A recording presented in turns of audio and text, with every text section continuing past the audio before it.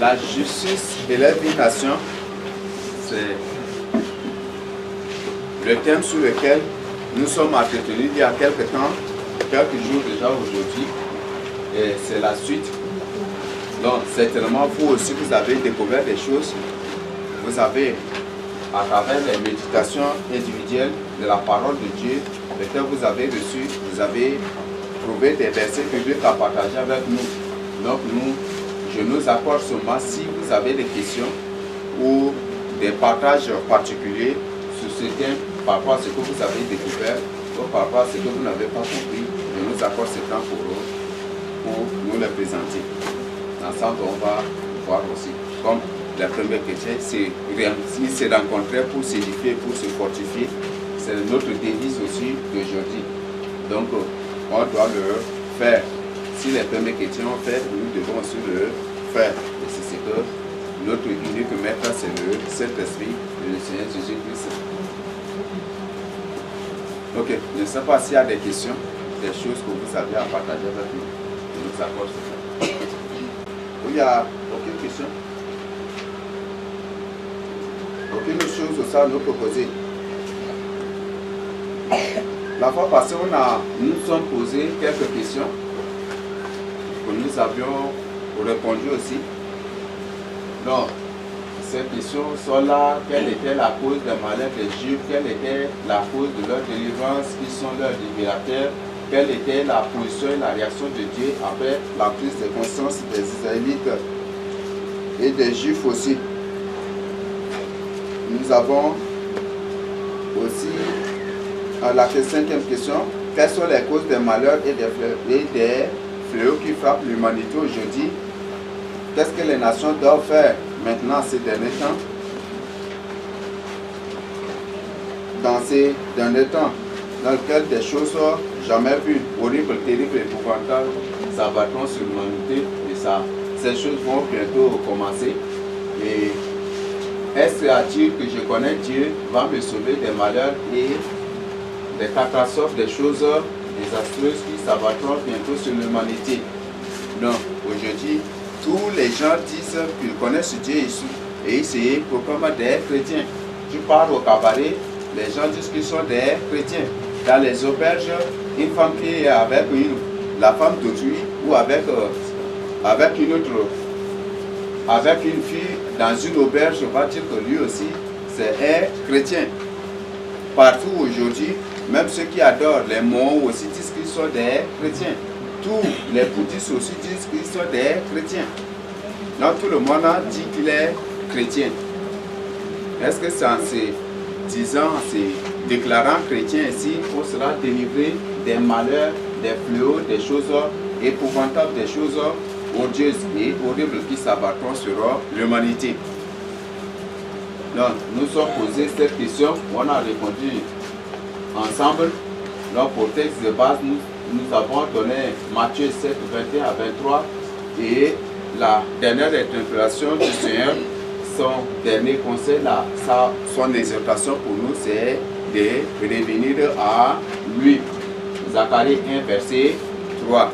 Revenez à moi, dit l'Éternel des armées, et je reviendrai à vous. Ainsi parla l'Éternel des armées. C'est ce que le Seigneur Jésus-Christ nous a dit à travers son nom, à travers le nom de l'Éternel qu'il a pris. Donc, sont là des questions que nous sommes posées et ensemble nous avons aussi répondu. Je ne sais pas si en dehors de mes questions posées ici, d'éclaircissement, si vous avez aussi une question particulière à poser ou des questions particulières à poser aussi, vous pouvez le faire. Oui.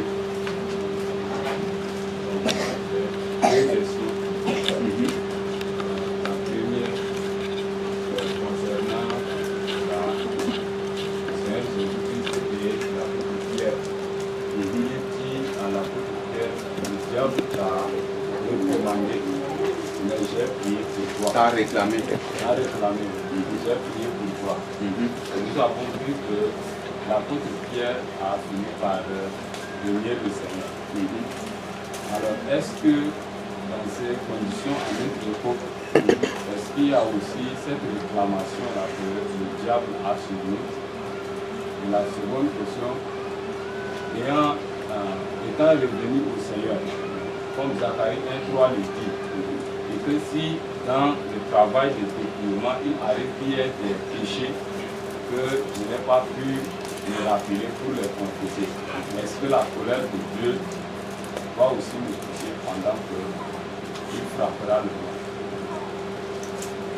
Ok. Chacun de nous, à chaque péché que nous commettons, Satan nous réclame. Précisément dans Zacharie 5, Satan s'était présenté devant Dieu pour accuser Jésus. Et le but c'est pour réclamer son âme, réclamer sa décision. Donc chacun de nous, Satan nous réclame. Et si Satan nous réclame, c'est pour dire qu'il y a des choses qui ne marchent pas dans notre vie. Et en ce moment, on trouve qu'il y a des choses qui ne marchent pas dans la vie de Pierre. On voit qu'il y a des choses qui ne marchent pas aussi. Mais lui particulièrement, c'est une personne qui croit certainement que Jésus est le Fils de Dieu et que c'est lui le Messie. Là, il le suit avec toute détermination. Mais particulièrement en lui, il y a des esprits qui le manipulent. Parce que si un jour, il dit non, il dit au Seigneur que non, tu ne dois pas te sacrifier, qu'est-ce que le Seigneur Jésus lui dit? Arrête-toi de moi, Satan. Et pour comment, par quelle porte Satan a pris possession de sa vie? C'est pour dire qu'il y a quelque chose qui ne marche pas aussi dans sa vie. Et c'est à cause de cela que Satan a eu cette porte légale à habiter légalement dans son corps, à utiliser son corps pour parler au Seigneur, parce qu'il y a une porte qui est ouverte là. Donc chacun de nous est réclamé par Satan. Chaque fois que tu commets des péchés, Satan te réclame. Ou chaque fois qu'il y a quelque chose que tu ne veux pas confesser, tu ne veux pas abandonner, tu ne veux pas rejeter, Satan te réclame à tout moment. Il te réclame. Te réclamer, ce n'est pas absolument te tuer. Ce n'est pas absolument te tuer, mais il peut te frapper des maladies à tout moment. Il peut te frapper des maladies ou par d'autres choses, même des pauvretés aussi. Chaque fois que le Seigneur veut te bénir, il va venir pour t'accuser. Voilà, lui il vit comme ça. Toi tu dis que tu bénis ceux qui sont comme ça. Donc pourquoi tu vas les bénir? Ça c'est de l'injustice. Et il va arrêter ce projet de bénédiction que Dieu a forgé pour toi. Donc c'est aussi la cause de la pauvreté de beaucoup. C'est aussi la cause de la stérilité aussi de beaucoup de femmes. Tu as avorté, tu ne veux pas dire la vérité. Tu as avorté, tu as connu des avortements, tu dis au monsieur que tu es vierge. Et jusque tu ne dis pas la vérité. Peut-être tu as connu des hommes avant, mais tu n'as même pas partagé. Tu n'as pas encore osé lui dire que voilà, moi, dans le passé, j'ai mené telle vie.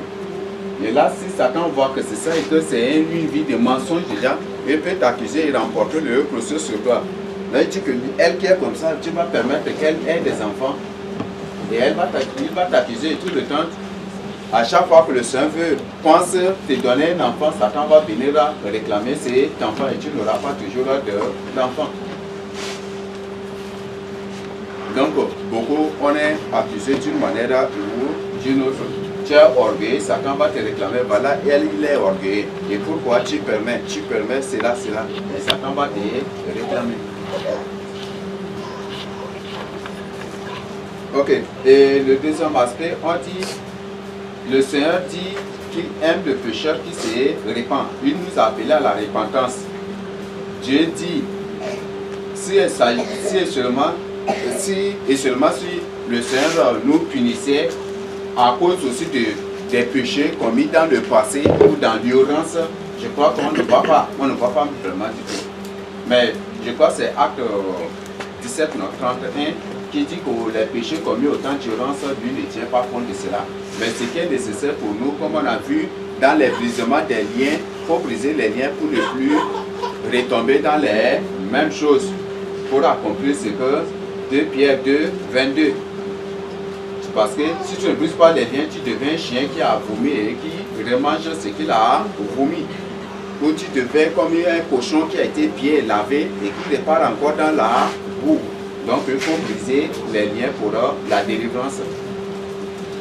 Donc c'est juste pour ça qu'on est obligé de le faire. Et si tu ne le fais pas, Satan peut à tout moment revenir sur ton passé pour t'influencer. Et ce qui fait que toi-même là, tu seras faible spirituellement, tu n'arrives pas à prospérer, tu n'arrives pas à progresser spirituellement avec le Seigneur. Et tu n'arrives pas à rendre dynamique ton intimité avec le Seigneur parce que ton passé, là, il faut, les liens de ton passé ne sont pas encore brisés. Et c'est ce qui nous a permis, ce qui a poussé aussi le Seigneur de nous présenter les sujets, les thèmes de Caneva sur le brisement des liens de la vie d'ambiance passée. Donc c'est bon de le faire. Mais si tu ne fais pas cela, tu seras influencé par ces mêmes choses-là. Par ces mêmes choses. Donc c'est très important de briser ces liens. Un jour, je donne encore un exemple. La fois passée, bon, lorsque j'étais enfant, ça entre à l'âge de 8 ans comme ça. À l'âge de 8 ans, 9 ans, et après, par malheur, par plaisir, par envie sexuelle, j'ai pris l'image de ma mère pour me masturber. J'ai pris son image pour me masturber. Et je me masturbais aussi en prenant l'image des morts. C'était tout récemment que Satan m'a poursuivi par cela et j'ai reconnu, j'ai confessé cela. J'ai demandé pardon. Et si toi tu ne fais pas cela, tu seras tous les jours, tu vas voir, dans ta vision, tu vas faire des rapports sexuels avec des morts ou peut-être tu fais des rapports sexuels avec ta propre maman alors que c'est quelque chose que tu as commis depuis ton enfance. Mais tu as oublié, mais Satan n'a même pas oublié. Tu as péché que tu commets l'île, prends l'autre. Les gars de prier là. Et je crois que chacun de nous, au moins, ça a un dossier que Satan a au moins le dossier de chacun de nous. Donc le jour où ça le prend, il se lève, il dit bon, je vais voir le dossier de Thalès là, qu'est-ce qui ne marche pas. Il va voir et puis c'est en ce moment qu'il engage des combats. Et c'est comme ça que tu es toujours manipulé. Donc c'est très important qu'en tant qu'élu de Dieu, il faut toujours revoir à ta vie ce qui ne marche pas. Même ce que tu as commis dans le passé, ta mauvaise vie passée, il faut même aussi réfléchir sur ça et revenir pour briser les liens et confesser. Il y a certaines confessions qui demandent, qui exigent la restitution. Et si tu ne fais pas la restitution, toi-même, là, bien que tu as demandé pardon, mais s'il n'y a pas de restitution, c'est vraiment compliqué. C'est vraiment compliqué. Par exemple, tu as couché avec une fille. Cette fille, tu ne la connais pas. Si c'est une sorcière, tu ne sais pas. Si c'est une sirène, tu ne sais pas. Si c'est une sirène qui sait faire naître en forme humaine, tu ne sais pas. Mais si tu as couché avec elle, et après tu as accepté le message de sainteté sans toutefois demander pardon, sans toutefois revenir lui demander pardon, elle va continuer toujours par t'utiliser dans le rang de la sorcellerie. Et ce qui fait que parfois tu vas te voir dans l'eau, tu s'amuses avec une fille dans l'eau et c'est cette fille-là. Sa nature spirituelle est différente à celle humaine. Non, c'est dans il prend sa forme spirituelle là pour venir te prendre, t'amener dans l'eau. Tu vas voir que tu es en train de s'amuser avec une femme dans l'eau, où vous connaissez, et tu pries même pour que le Seigneur te révèle la nature de la personne, tu n'arrives pas à avoir.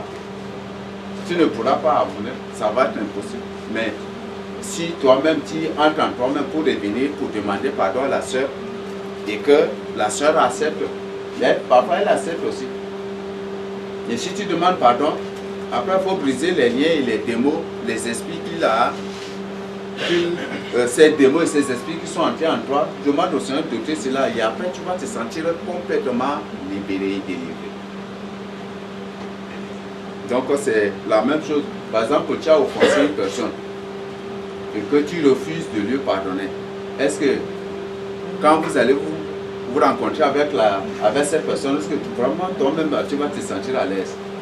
Jamais du tout.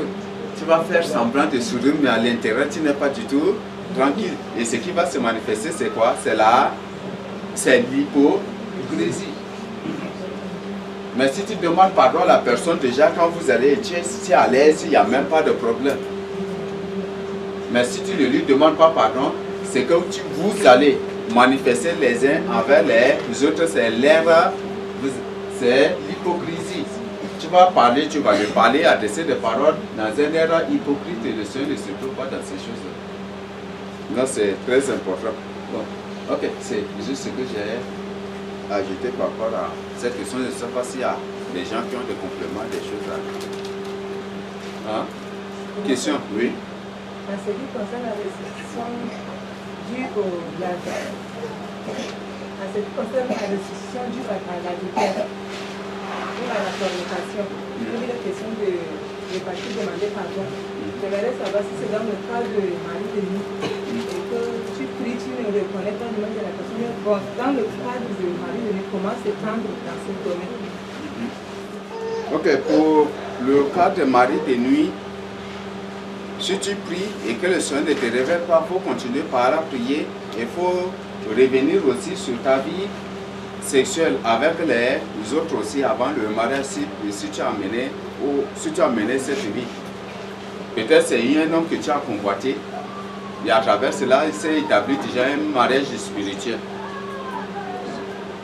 Donc là, ça demande vraiment à réfléchir sur les gens que tu as convoités, les gens aussi auxquels tu as proposé le mariage. Tout cela, il faut réfléchir sur ces gens, sur ces choses-là pour t'aider à te libérer.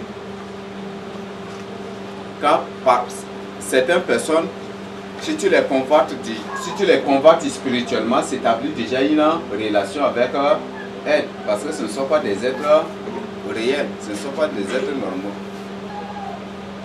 Ok, je ne sais pas s'il y a des questions ou des compléments. Oui. En ce qui concerne les sirènes, les femmes de nuit, et on pensait qu'il y a eu à faire rapport sexuel avec une sirène. Mais toutefois, tu as eu le rapport sexuel avec une sirène, et pour une fois, tu ne la retrouvais pas pour la demander de pardon, alors elle maintenant, la suite, comme solution, si dans le cas où tu ne l'as pas retrouvée pour la demander de pardon. Si tu n'as pas retrouvé la personne, ce qu'il faut faire, c'est présenter d'abord ton engagement au Seigneur. Et revenir là pour leur briser, entrer dans un moment sincère et profond de prière. Pour prier, pour briser les liens de cette personne de ta vie. Et deuxième, ce qu'il faut faire, c'est demander à ce que ces démons, ces malédictions, ces péchés, tout ce qui est en lui, que vous êtes partagé à travers cette communion de relations sociales. Il faut prier pour que le Seigneur t'enlève autour de toutes ces choses-là. C'est ce qu'il faut faire. Beaucoup confessent, beaucoup demandent pardon, mais ils oublient cet aspect. Quand tu demandes pardon à une fille que tu as connue, il faut demander aussi au Seigneur d'ôter ces malédictions, ces démons, ces liens générationnels aussi, tout ce qui est en elle, comme péché que vous êtes partagé à travers la relation sociale. C'est bon à le faire. Mais si tu ne le fais pas, tu seras heureux. Si peut-être elle a connu des hommes avant et que les liens de ces hommes-là sont entrés dans ta vie, ça va toujours t'influencer. Et peut-être tu vas voir que tu es en train de faire des rapports sexuels, mais c'est avec des gens que tu ne connais pas. Le Seigneur te révèle. Effectivement, tu vois la personne, mais tu ne connais pas la personne parce que les liens de cette personne ou les péchés ou les démons de cette personne-là sont entrés dans ta vie à travers la femme que tu as connue, que lui aussi a connue dans sa vie. Donc il y a ces choses-là. Donc n'oublions pas cet aspect-là.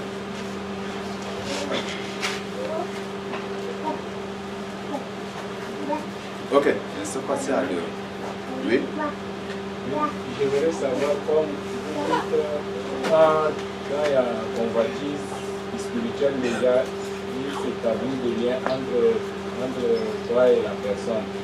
Mais lorsque tu te rends compte que tu as tu as convoité et que tu confesses immédiatement, est-ce que cette relation va encore rester? Non, ça ne va pas compter, il faut confesser, il faut demander pardon et briser les liens.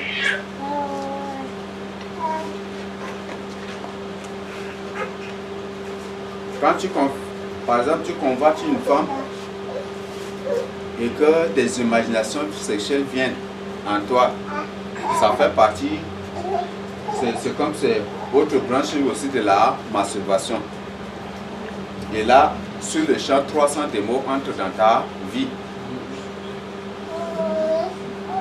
Et donc, si tu confesses cela, il faut briser aussi les liens de ces démons. Il faut demander à ces 300 démons, ou si tu as fait 2 fois aussi, c'est 600 démons, 3 fois, c'est 900 démons. Il faut maintenant revoir pour revenir. Il faut revoir cette question aussi. Il faut revenir maintenant pour briser les liens tout en les ordonnant de sortir selon leur nombre. Et parfois, si c'est une personne qui mène une vie impudique, qui a connu beaucoup de hommes ou beaucoup de femmes dans sa vie, tu vas voir que c'est des démos et des tonnes de démos que tu emmagasines aussi dans ta vie. Là, sur le champ, parfois quand tu convoites une femme, toi-même tu peux remarquer cela. Certaines femmes ou certaines filles ou certains hommes que tu convoites, tu vas découvrir que sur le champ tu es affaibli. Sur le champ tu es affaibli. C'est pour dire qu'il y a des démons, il y a des multitudes de démons qui sont déjà entrés dans ta vie. À travers cela.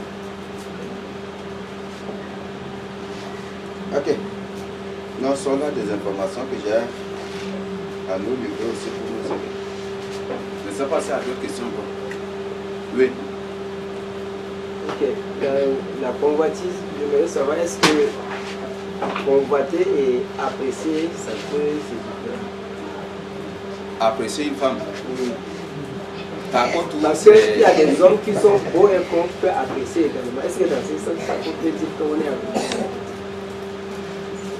Tant qu'il apprécie la même, tu es beau aussi, parce que tu es créé à l'image de Dieu. Donc c'est pour dire que toi, tu n'es pas parfait devant le Seigneur. C'est pour dire que le Seigneur t'a créé là, et c'est à cause de cela que tu apprécies la beauté des autres. Et là, tu es en train de mépriser, tu es en train d'insulter aussi le Seigneur à travers cela, c'est pas bon. Toute créature, tout être humain sur la terre est beau. L'unique personne qui n'est pas du tout belle, c'est le Seigneur Jésus-Christ. Oui. Oui.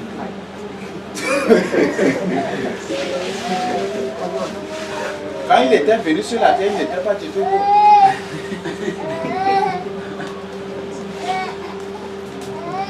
Bon, je nous invite à chercher la face du Seigneur pour que le Seigneur vous révèle son état. Lorsqu'il était sur la terre, la fille te révèle sa forme là, tu vas voir. Et même Ésaïe 53 l'a décrit aussi. Ésaïe 53 l'a décrit, a tout exposé déjà aussi. Donc le Seigneur a pris la forme d'un pire esclave. Il n'est pas du tout beau, c'est tout. Et c'est à cause de ça que les Juifs le rejetaient. C'est à cause de cela que les gens ne voulaient pas de lui-même. C'est ce qu'Ézéchiel, Ésaïe 53 nous dit.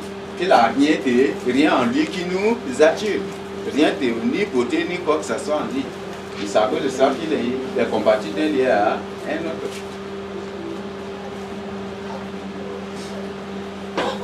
Donc le Seigneur, lorsqu'il était sur la terre, il n'était pas du tout beau. Mais nous, chaque être humain sur la terre est parfait, est beau devant le Seigneur. Dire que, ah, toi tu es plus beau, hein, tu es beau. Ça c'est pour dire que toi, le Seigneur n'a pas su te créer. Quand Dieu a créé l'homme, qu'est-ce qu'il dit? C'est qu'il a créé à son image et à sa ressemblance. Il a trouvé que cela était très bon.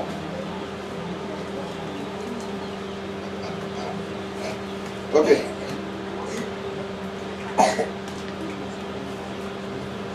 Oui. Comment utiliser les liens de convoiter sur cette quelqu'un qui a beaucoup de femmes. Et ces femmes ne sont pas là. Non, présente ton engagement, c'est ce que je venais de dire déjà. Non, présentez votre engagement au Seigneur. Que vous êtes engagé à demander pardon, mais les victimes ne sont pas là. Vous ne connaissez pas leur position. Donc il faut pardon et que tous leurs péchés, leurs liens, leurs malédictions, leurs démons qui sont entrés dans ta vie soient ôtés par lui-même. Et que tu lui promets aussi que le jour où vous vous rencontrez, même si c'est au cours de la route, vous allez vous demander pardon. Vous allez leur demander pardon. Donc il faut présenter ton engagement aussi. Tout en brisant les liens. Oui. Tu peux un peu l'aider là-bas? Oui, je veux juste savoir avant d'accepter le message de satisfaction, Oui.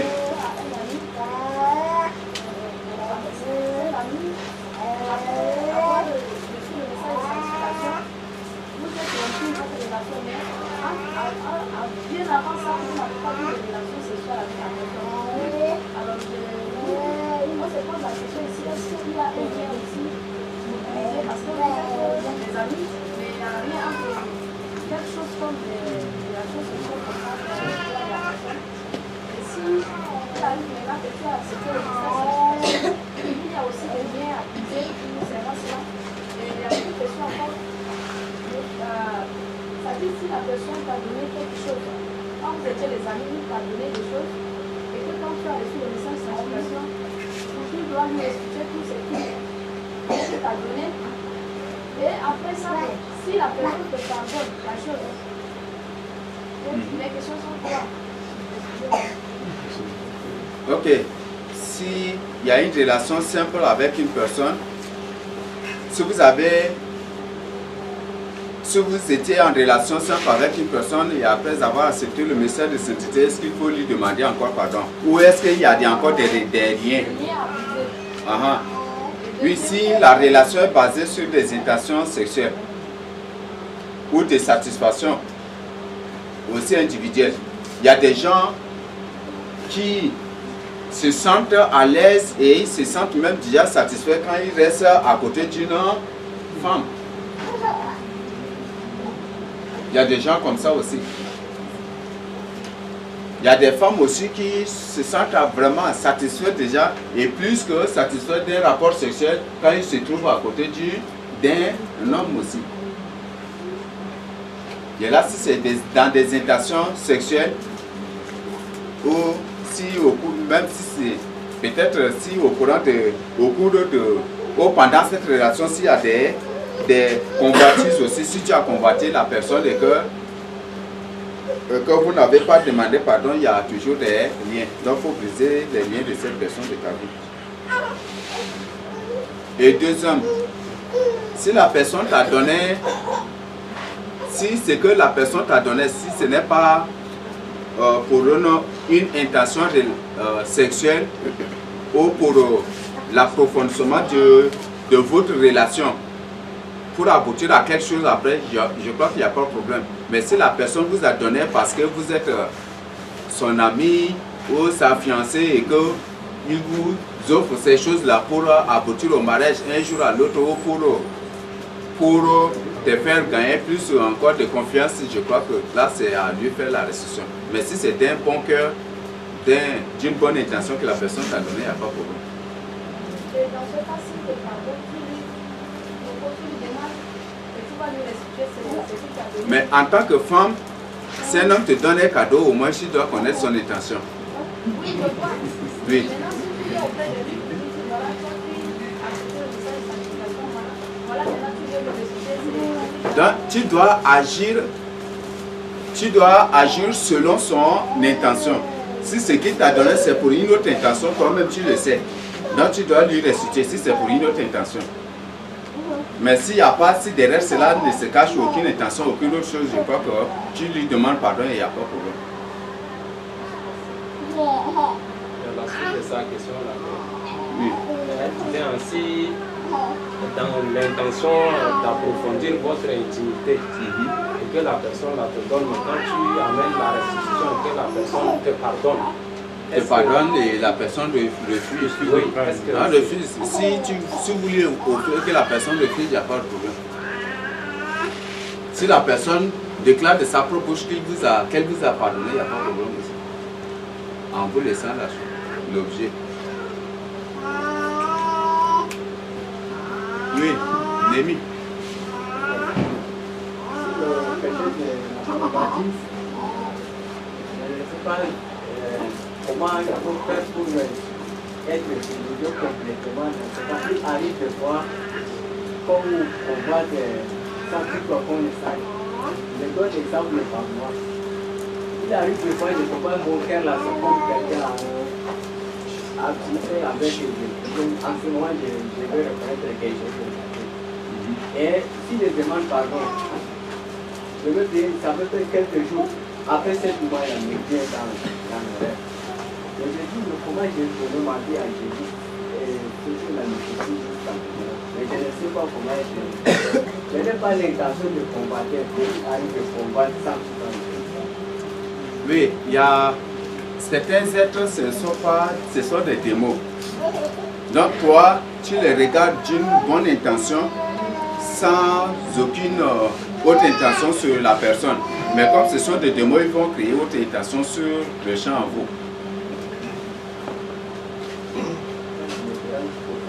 Donc, moi souvent ça m'arrive aussi. oui. Souvent quand je reste, je me sens seulement là. Je suis comme dans mon corps, comme je suis mon corps comme ça. Moi je me confesse. Que je confesse après l'image de Jésus, ça vient aussi. Je révoque que Dieu pardonne, Dieu pardonne, Dieu pardonne. Donc vous brisez sur le champ et demandez aux démons qui sont entrés dans votre vie à cause de cette convoitise définitive aussi. Vous avez dit aussi que si Dieu veut venir là, la Satan veut dire pour nous dire pourquoi Dieu a commis un péché comme ça, pourquoi tu le vis là. Tu sais comment que Dieu voulait vous venir ici, c'est comment vous venir. Parfois, si le Seigneur peut te prévenir qu'il veut te bénir. Et parfois, ça vient de lui-même. Donc, il met quelque chose devant toi. Mais c'est comme Satan, il est du domaine spirituel, il sait qu'à quel moment tu seras béni. Et il va commencer par t'accuser. Ou lui-même, il va prier, il va faire tout pour te faire tomber dans le péché. Ou en train de faire quelque chose qui ne l'ont pas le Seigneur. Et après, il va repartir pour t'accuser.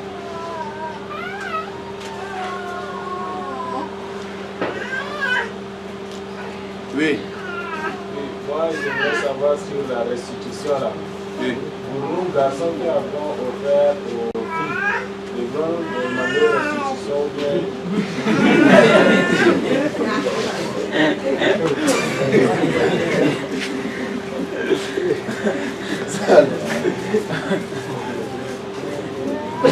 Pour toi, demande pardon à la sœur que c'est dans une mauvaise intention que tu as offert le cadeau. Et demande-lui pardon.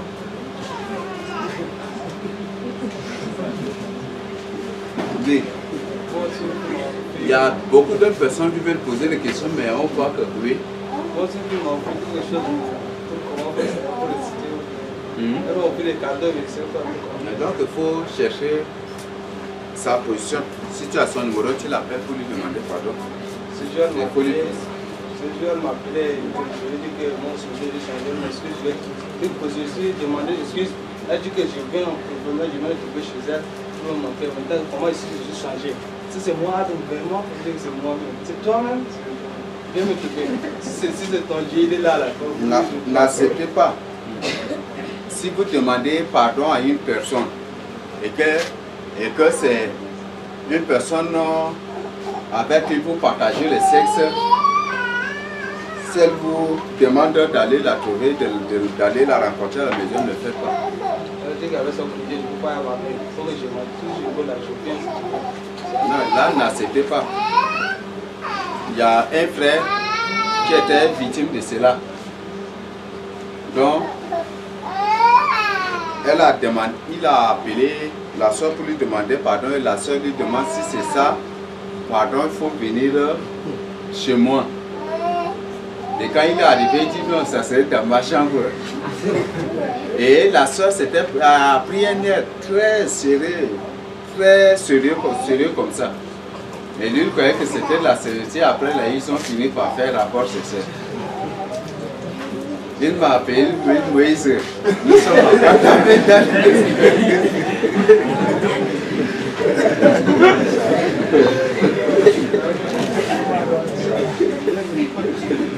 Encore deuxième jour, il a appelé la soeur. La soeur, pour lui demander pardon encore. La soeur dit, viens chez moi. Elle dit que non, moi je ne vais pas accepter d'aller chez toi. Donc, et la soeur dit, est-ce que je peux venir chez toi? Il dit que, ok, comme c'est chez moi, tu peux venir. Et quand la soeur était arrivée, la soeur venait, Satan a fait sortir tous ceux de la construction. Ils étaient à deux, ils sont retombés encore dans le sexe. Il m'a appelé que nous sommes encore retombés dans le sexe pour demander pardon. Troisième fois, ils sont retombés encore dans le sexe. Ah, j'ai dit cette fois-ci, je l'ai dit, mais je dis, est-ce que toi-même, est-ce que tu es sérieux? Et après que je l'ai demandé, mais cette fois-ci, si c'est comme ça, n'accepte plus d'aller chez elle et n'accepte plus aussi qu'elle vienne chez toi. Organisez-vous et trouvez-vous dans un endroit public où il y aura de fréquentation et puis restez là et puis demandez-vous pardon. Elle a insisté de venir chez lui, lui il a refusé. Aussi, elle réclame que le frère descende chez elle, le frère aussi a refusé. Et par la suite, là, ils sont obligés de se pardonner au téléphone selon moi.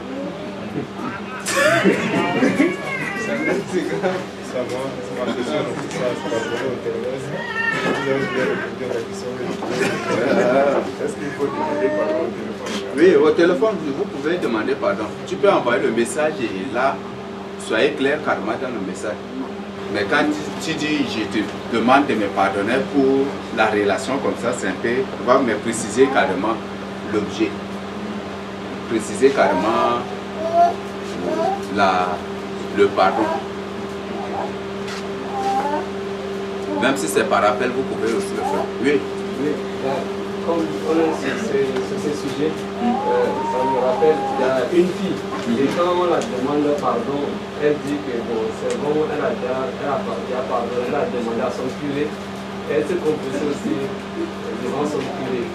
Mais je me dis, dans ce cas-là, est-ce que c'est vraiment, elle a demandé le pardon à son curé, et voilà, maintenant là, c'est bon, mais tout en sachant que il y a des sentiments qui restent.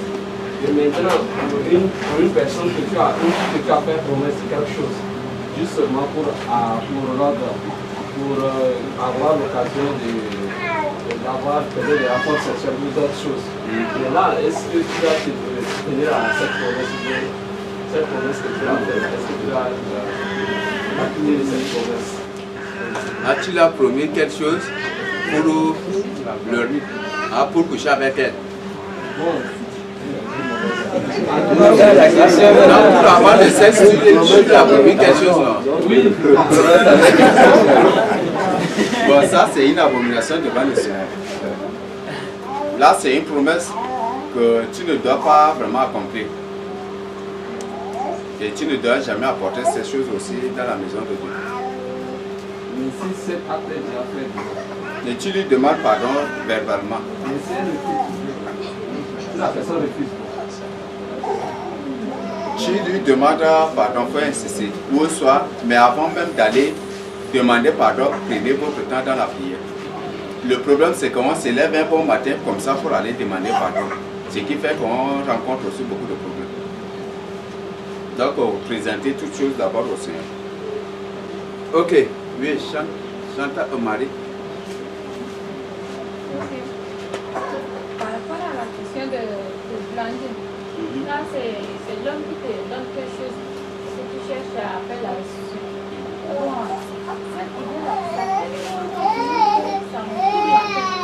Parce que lorsque j'étais en troisième mois, c'est l'opposé. En troisième, il y avait une fille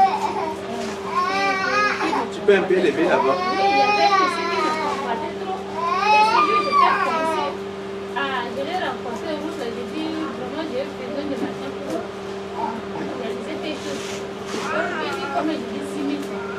Alors, le lendemain, il m'a dit, lorsqu'on s'est rencontré, il m'a donné 6 000. Lorsque j'avais pris les 6 000 là, plus jamais cette route là, j'ai abandonné. Parce que moi, je ne sais pas vu. Mais cette idée-là même venue, je dis, mais comment je vais faire? Si c'est la restitution, comment je vais faire pour tout? Donc prends les 6 000 et mets sur le compte de Dieu si tu ne connais pas la posture de la personne. Et expose aussi que c'est l'argent d'escroquerie pour exposer les faits aussi au Seigneur et présenter d'abord la somme à la maison au Seigneur avant d'amener pour mettre sur lui. Oui.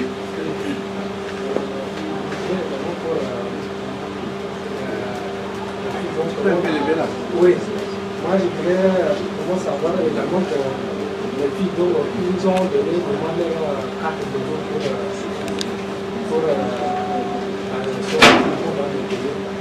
Il s'agit de l'eau ou bien de restituer la carte de dos. Tu peux restituer la carte, mais celle de fille tu brûles, ou soit tu déchires aussi. Et toutes les photos que vous avez faites pendant la relation, vous devez déchirer cela.